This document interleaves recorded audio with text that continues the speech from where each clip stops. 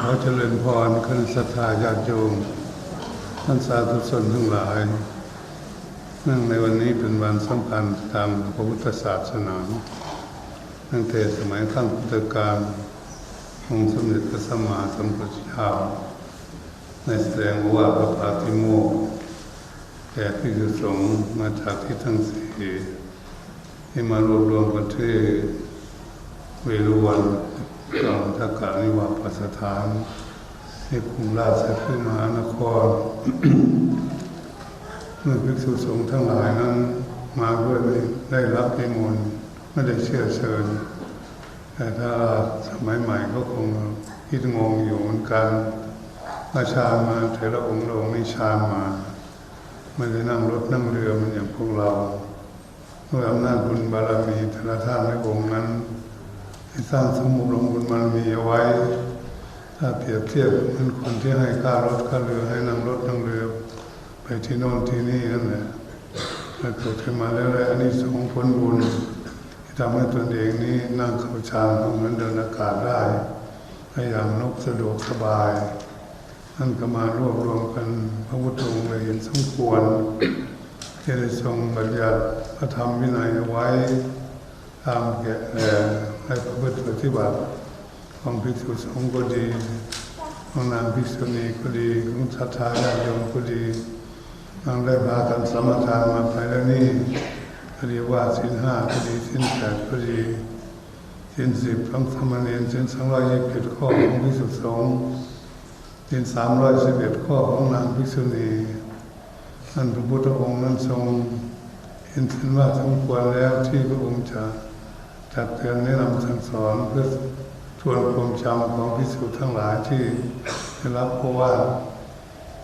ได้จัดเตือนแนะนำสั่งสอนในบรรทรงบัญญัติเอาไว้เห็นเรื่องที่สำคัญนั้นพระพุทธองค์จึงแสดงว่าพระปาติโมกข์ในตอนเวลาตะวันบ่ายอันนี้เราจะไม่จำกัดว่าบ่ายหรือเช้าแต่เป็นวันสำคัญให้เราระลึกเป็นอธิตาลมน้อมระลึกถึงสมัยครั้งพุทธกาลนั้นเป็นวันแรกที่พระองค์มันได้แสดงว่าพระปาติโมกข์เรียกว่าแสดงศีลให้ภิกษุสงฆ์ทั้งหลายและญาติโยมอุบาสกอุบาสิกาให้ทบทวนแล้วเข้าใจว่าในบัญญัติไว้อย่างนี้แล้วจะได้พากันรักษาศีลตามกำลังความสามารถของตนซึ่งเมื่อเป็นอย่างนั้นแล้วก็ได้เข้าใจจึงถือว่าเป็นวันสำคัญทางพุทธศาสนาของพวกเราเป็นชาวพุทธศาสนาพุทธศาสนานี้พระพุทธองค์ทรงสอนเป็นปัจจุบันทำเกิดจากเหตุและเพราะเหตุนั่นแหละพระศาสนาพระองค์ได้สอนธรรมะวันหนึ่งไม่มีสองถ้าพร้อมอย่างไรก็เป็นไปอย่างนั้นตามที่พระองค์สอนเอาไว้เหตุฉะนั้นพวกเราทั้งหลายผู้เลื่อมใสในคำสอนของพระพุทธองค์ให้พากันยึดมั่นถือมั่นพากันทำบุญทำทานการกุศลเหมือนพวกเราพากันสมาทานรักษาศีลตามกำลังความสามารถของตนที่จะรักษาได้ก็เป็นบุญเป็นกุศลเป็นคุณงามความดีบางบุคคลก็ถึงเจริญเมตตาภาวนาเพื่อผลอบรมจิตใจให้สงบเป็นสมาธิ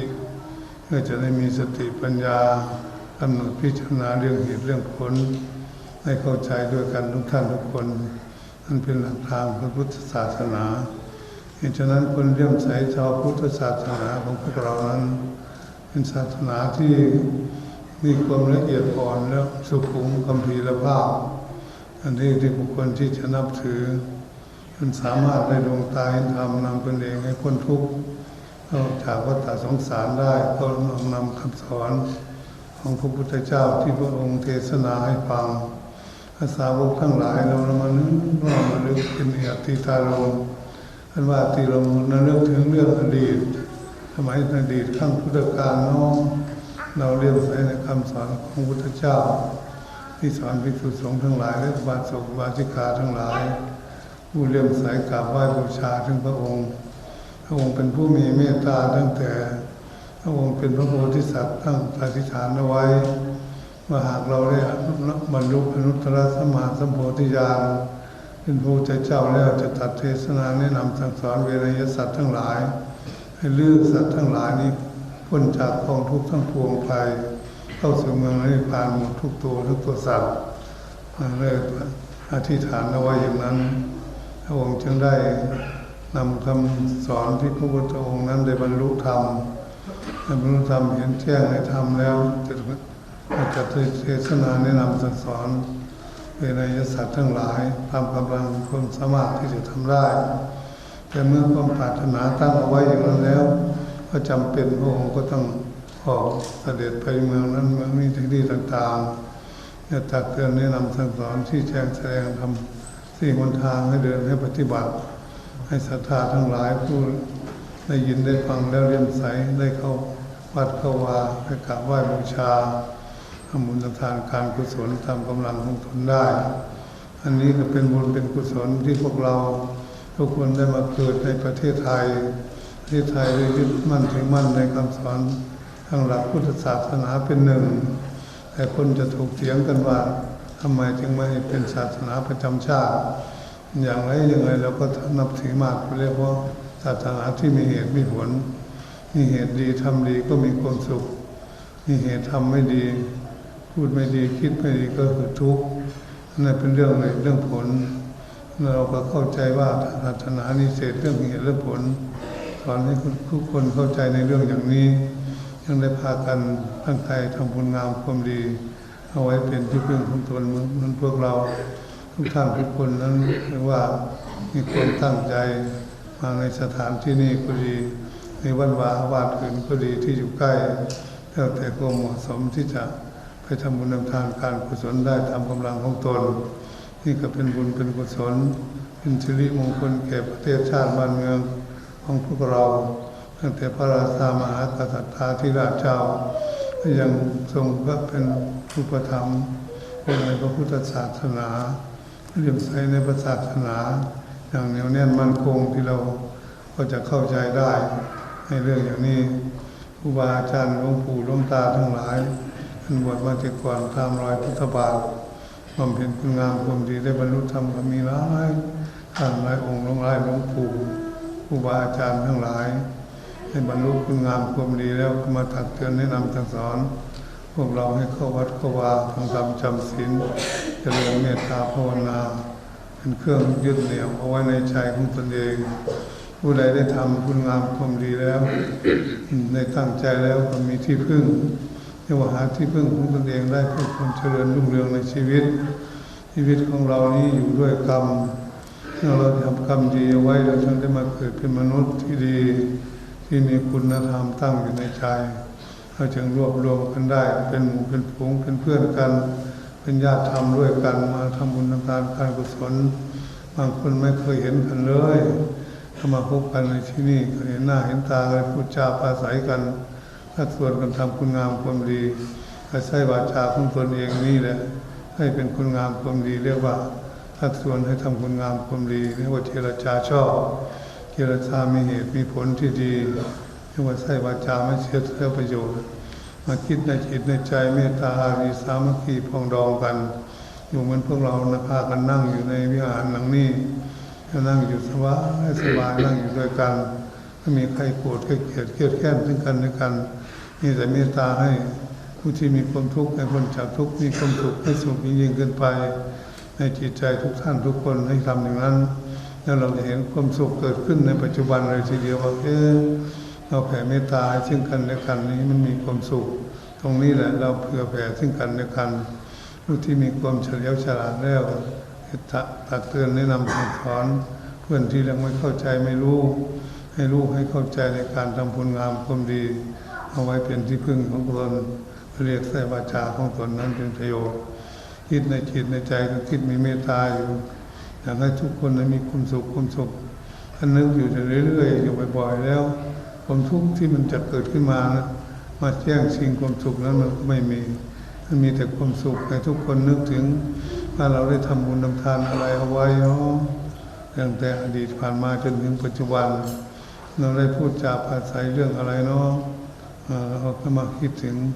เราได้รักษาศีลอย่างไรเราได้ทำใจอย่างไรบ้างให้ ให้ใจของเราได้มีความสุขเรียกว่าอยู่ในธรรมะธรรมะเป็นความสุขพุทธองค์จึงทรงสอนไว้ความสงบคือความสุข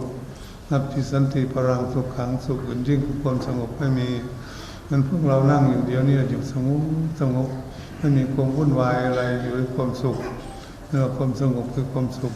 ทุกคนก็อยากได้ทุกคนความสุข